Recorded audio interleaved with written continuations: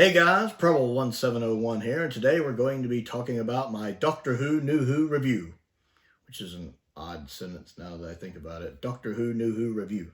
I like it. So we're going to be talking about New Who, basically the Doctor Who series that ran from 2005 to 2022, because they are kind of acting like this new era of Doctor Who is a brand new series. It's a new thing. It's a stepping on point. Of course, there have been several stepping on points thus far. But they're kind of treating it as a separate entity with it rebranding as Season 1. Not quite sure whether you count the 60th specials as part of the old or part of the new. I think they're really counting it as part of the new, even though it kind of wraps up everything with the old. But let's look at New Who 2005 through 2022, let's say, since that seems to be the way they're doing it. What do we think of modern Doctor Who? Modern Doctor Who has its ups and downs. Now, to be fair, classic Doctor Who has its ups and downs. Not every single episode of classic Doctor Who is a masterpiece. Not every single episode of classic Doctor Who is good. There are some bad classic episodes that are bad. Not very good.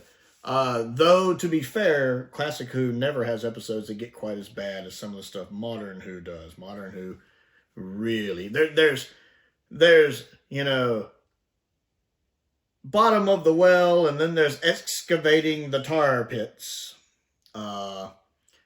So I think most people would agree that modern Doctor Who peaked early. Like, its best seasons are early in the run. Basically, the Russell T Davies era, or the Russell T Davies Take One era, whatever we're going to call it. RTD1 is probably considered the best part. His first 4 seasons, although I think Series 5, Moffat's first season, is also really good. Still has that high level of quality. I think the series kind of tapers off. I don't even know if tapers off is the right word. I think there's a sharp decline in quality with Series 6. For me, Series 6 is where everything kind of falls apart. And I feel like the show never really recovers from that. I mean, the most consistently good season after Series 5 is probably Series 12. You know, despite that terrible finale, I actually enjoy Series 12 a lot, despite having a weak Doctor. So, consistently good seasons, you have, Series 1, Series 3, Series 4, and Series 5. Series 5 has some cracks, but it's still good. Series 2 is really the only mixed bag of those first 5 series. After that, it gets more spotty, with Series 6 being a mixed bag with a lot of bad in it. Series 7 really being awkward because it's so tonally different. Series 7 and Series 6, of course, were both split into 2 parts. Series 6, though, feels like 2 parts of a cohesive whole, in at least that they have a similar tone and they're telling a similar story. Whereas Series 7 feel like 2 different seasons. Part 1 of Series 7 feels like an extension of Series 6, and Series 7B feels like its own little mini season, with different companions, different styles of adventures, a different TARDIS interior, and the Doctor even has a different outfit. I mean, it's as drastic as the change between Season 17 and Season 18 of Classic Doctor Who, which are drastic changes. Season 17 and Season 18 of Classic Who, very different. That's how Series 7A and Series 7B are. They are drastically different. So it's really hard to talk about Series 7. Now, I feel Series 7B is consistently good, except for outside of Journey to the Center of the TARDIS, which is god-awful, to where I've never been able to go back and rewatch it. But the rest of 7B, I think, is pretty good. Although, looking back at Name of the Doctor, really isn't that great. I mean, I absolutely love the beginning of it. It has one of the best intros to a Doctor Who episode ever. And then the very ending of it with the cliffhanger with John Hurt is amazing. But the stuff in the middle, as much as I love seeing Richard E. Grant back, he does kind of carry the episode. But the rest of that is really good. Series 7A, on the other hand, I don't think it has any just classic stories in it. Like, any just standouts. Asylum of the Daleks is flawed but fun.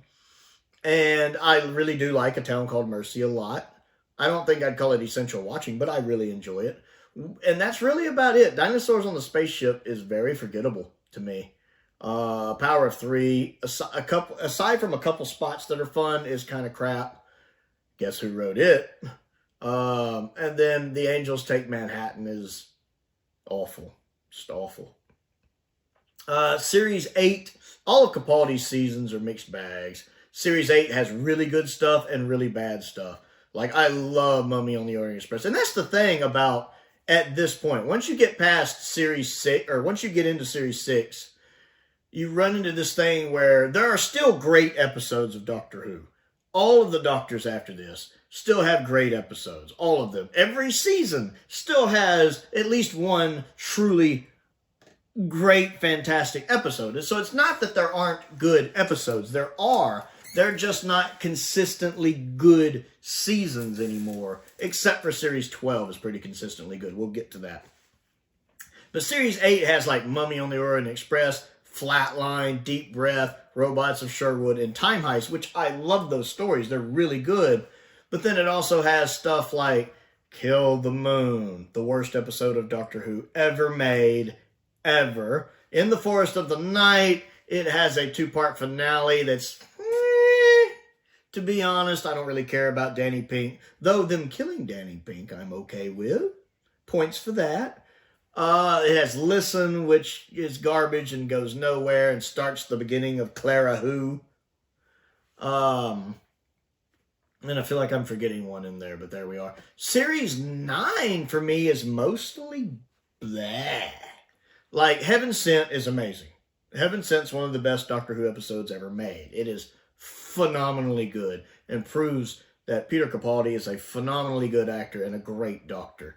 Especially if you love that style of Doctor. It's basically a one-man show and he kills it.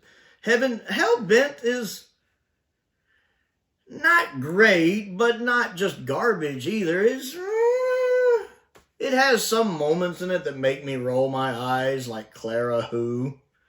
But it has some stuff going on in it that's interesting too. But ultimately, I'm not a huge fan of it. I do love the Under the Lake 2-parter. It's really good. Really, really good. Uses time mechanics well. I like it a lot. Sleep No More is interesting. It's flawed. It doesn't come together as well as it should, but it's got some interesting ideas in it that last time I did a rewatch of it, I appreciated it a lot more. The Magician's Apprentice and Witch's Familiar is the weakest Dalek story ever made, in my opinion. I have way too many problems with that story, even though it has some good moments in it. The two with What's-Her-Face from Game of Thrones are just boring, and I don't care. The Zygon one should have been 1 part. An amazing speech. One of the best speeches the Doctor has ever given is in that episode, but it is a slog to get through to get to it. That should have been a single-parter. Stretched into 2 parts, I don't care for it. And I feel like I'm forgetting something in there as well, but I don't care. Series 10, I like Bill. We get a better companion with Bill. I like the dynamic between the Doctor and Bill. I like Peter Capaldi's performance as the Doctor the best this season. He reminds me a lot of Pertwee, and I love Pertwee. I love how he's gotten his hair kind of grown out where it's a little more doctory looking. The stories are still a mixed bag, but I do enjoy them. The pilot, I'm not a huge fan of. It's okay. Smile, I like. Thin Ice, I love. Thin Ice is my second favorite Capaldi story. I love Thin Ice. It is so well made. I don't care for Oxygen. I know some people do. I never got into it. Extremis, I actually enjoy. I think it's a great concept. The other 2 parts, though, the Pyramid at the End, Lie of the Land, those are garbage, utter garbage. Eaters of Light is flawed, but good. I actually enjoyed it last time I watched it. It just, some of the choices made in the execution of the story hurt it. Like the creature looking like it's from Tron. But the story itself I enjoy. And then the finale is really good, leading into Twice Upon a Time, which is also really good for the most part. Whitaker's era. The weakest era, I think, Doctor Who has ever had. Of course, so obviously the weakest of modern. I do find Whitaker to be my least favorite Doctor, the least effective Doctor. Part of that is due to the writing. Part of that is I do think Whitaker was miscast in the role. She's a good actress, just not a good Doctor. She has moments where she shines, moments where she needs to shine, she utterly fails to. And then moments in between. Series 11 is pretty bad, I'm going to be honest. I'll give it credit for some of the things it tries to do on paper. Going back to standalone stories with no seasonal arc, I like that idea. Not having any returning classic baddies or previously seen baddies, I love that idea. Season 13 of Classic Who did that to great effect. The problem is what they're doing here doesn't work, and the new villains they introduced are not memorable at all. Tim Shaw is boring. The guy from Rosa is boring. I mean, it kind of needs to be a guy like that. I mean, some people whine, well, it didn't have to be a white guy. Yeah, it kind of does. It kind of needs to be a white guy. You know, the whole point is he's a racist prick, and he thinks everything went wrong here. So I actually think they cast the right person for that role. It kind of needs to be a white guy for the episode to work. I mean, it's just the fact that the villain himself just isn't that interesting, to be honest. The Pating doesn't really do much for me. I can't even remember what I really like the Ghost Monument. There's not really a bad guy there other than the bandages, and I love the living bandages. Kerblam. I actually like Kerblam.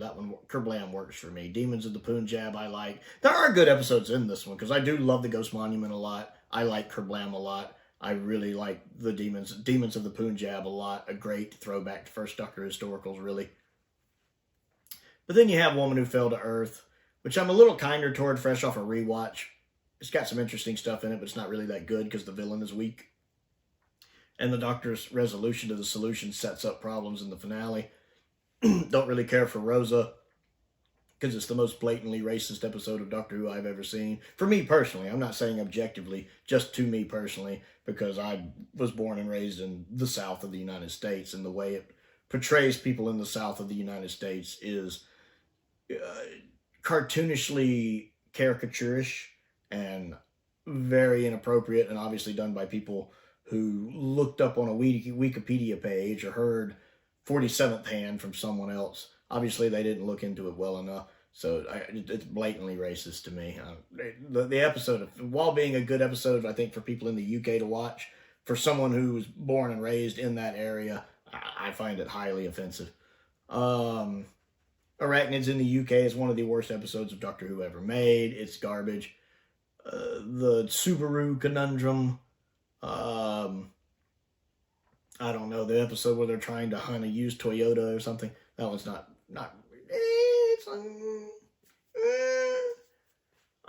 good stuff and bad stuff in it.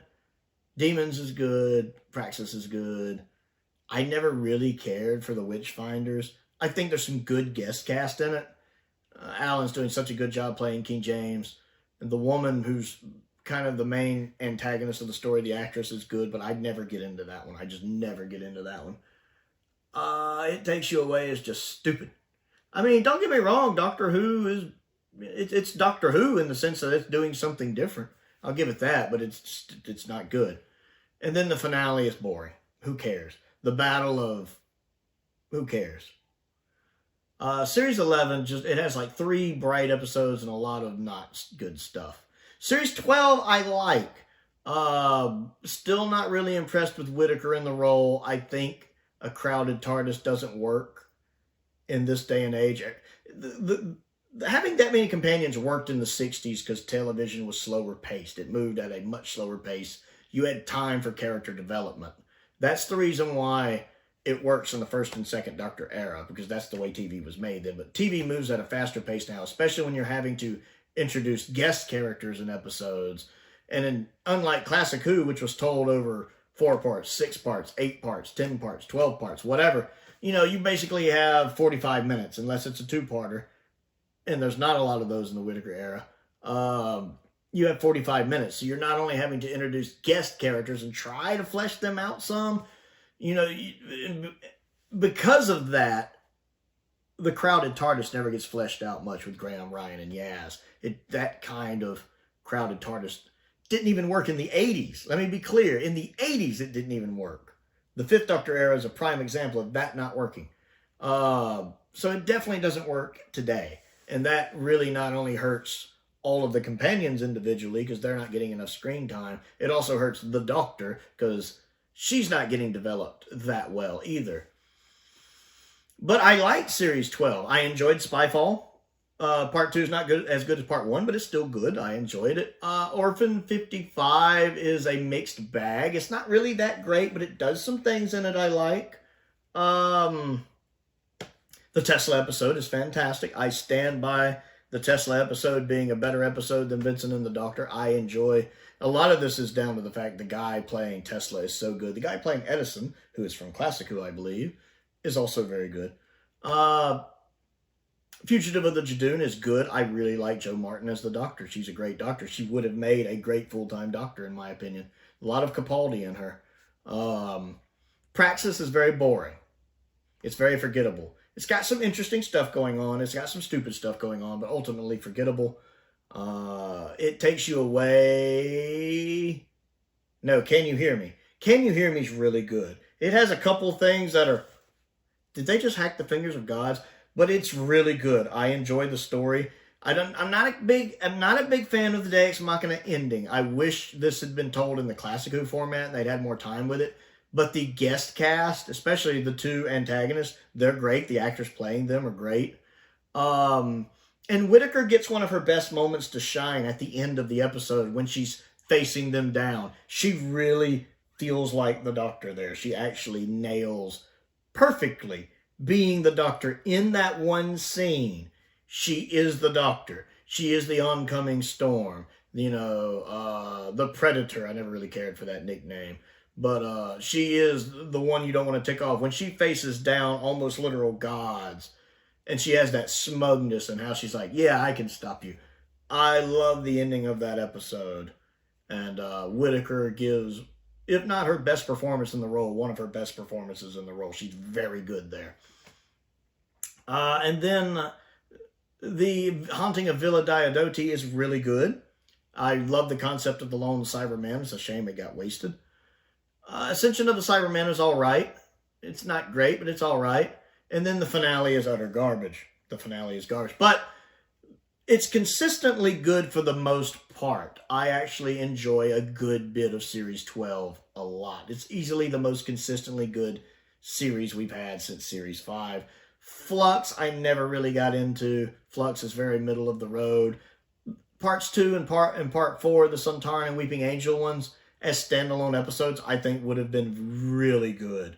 Really, really good. It's just the Flux stuff being mixed in with them pull them down. I really like the character of Jericho a lot, too, and I hate that they killed him off for no reason. But ultimately, Flux is just mediocre, not something I'm going to go back to anytime soon.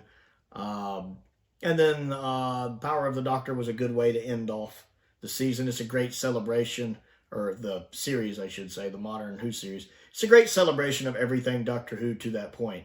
Power of the Doctor really felt more like a 60th anniversary special than the 60th anniversary specials. It really does feel like it's celebrating everything Doctor Who. And it can actually remind you that Chris Chibnall is a Doctor Who fan. You know, we get Ace and Tegan back. We get classic Doctors back. I love the idea with the hologram of her showing up. That way, Jodie Whittaker still gets to spend a good amount of time in her final story when the Doctor is sidelined. It has humorous bits, like the Rasputin dance, but I think that's hilarious myself. Sacha Dhawan's putting in a good performance. I love Tegan and Ace getting to interact with their doctors. That's beautifully the way that's fitted in. It's done really, really well. And they're very touching scenes. I enjoyed it all, even the little Easter eggs, the Master's Cyber Dalek plant. It has a lot of nice Easter eggs I liked. We even got to see William Russell back as Ian. Who doesn't love that? We got to see Joe. We got to see Mel. It was a really nice ending. And a nice little twist with Tennant showing up at the end. So let's look at the Doctors. Now that I was going to say briefly, but not so briefly, talked about the series in general, let's talk about the Doctors. I think the Doctors have been good, really aside from Whitaker. Never really got into Whitaker's Doctor. But, you know, I thought Eccleston was a great Doctor. I liked his mixture of seriousness with humor. I know Christopher Eccleston doesn't always like the way he landed his humor in it, but I love the way he lands his humor in it. And the fact he can go back and forth between serious and humor, I like his Doctor a lot. Tennant's a good Doctor, a very human Doctor, but I like him. I like him as the 10th Doctor. I like him as the 14th Doctor, which feels like a more mature version of the 10th Doctor. I enjoyed him a lot in the role. Matt Smith is great. He's my favorite of the modern Doctors. Matt Smith's really good at portraying the old man in a young man's body who wants to see the universe but is still kind of haunted by past events to where you don't know how much of that's genuine joy and how much of that's a facade he shows. You're always kind of wondering. He plays all of those really, really well, which is not easy to do. And Capaldi's also a good Doctor. I like Capaldi a lot. Took him a while to grow on me, but he progressively gets better in the role. And by Series 10, he's phenomenal. He's one of the best by Series 10. Companions. We had good companions. Whitaker's companions never really got fleshed out, which is a shame. I never liked Clara that much. I like Clara with Matt, but not with Capaldi. She's probably my least favorite of Modern Who. But I really liked Rose, especially in Series 1. Series 2 Rose is okay, but I liked Series Rose 1 a lot. A great way to introduce a good companion to restart the show. I liked Martha a lot. Martha's fantastic. And I love the fact Martha chose to leave on her own terms. She has a lot of character growth in Series 3 and when she comes back in Series 4. I really, really like Martha. And then I love Donna. Donna's one of my favorite companions, period. She is great. I love the chemistry her and Tennant have. I love the chemistry her character and the 10th Doctor have. And the 14th Doctor have. I was really happy with the specials that we got, 3 more adventures with them together, because I always wanted more adventures between a Tennant Doctor and Donna. And so we kind of got that, and I enjoyed that a lot. So yeah, I think the modern Doctor Who show has had some phenomenal highs. It has also had some excavating the tar pits lows. Excavating the tar pit lows. Far lower than anything Classic Who ever had. I mean, even if you looked at the worst episodes of Classic Who, they still don't get anywhere close to as low as some of the stuff Modern Who has done. So you have some of the best Doctor Who episodes ever made, far too many of the worst episodes of Doctor Who ever made, and then a bunch of them that, of course, are somewhere in between. Good stories that aren't necessarily classics or essential, but just fun watches. Sometimes they're just fun filler episodes like Crimson Horror or Unicorn and the Wasp, but they're still good. And Doctor Who, of course, has at least created a couple memorable villains with like the Weeping Angels and the Vashnadarada. So yeah, I guess that's kind of my report card. I don't really have a final grade. But modern Doctor Who, I do think, was very front-loaded. It peaked very early with its first 5 series. Kind of went downhill ever since with Series 6. And never really climbed its way back up to where it was before, while still having some phenomenal episodes.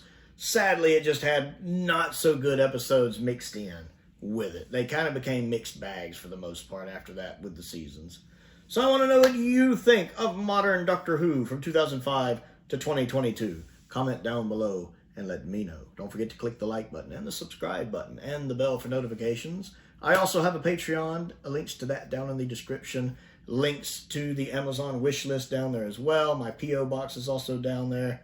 Memberships are available, YouTube memberships. I want to give a shout out to some of my top tier patrons, Stephen Crane, Colin Coney, and Finn Perkins. I appreciate their support. As I do the support of all of my patrons, it does make a difference. And most importantly, thank you for watching.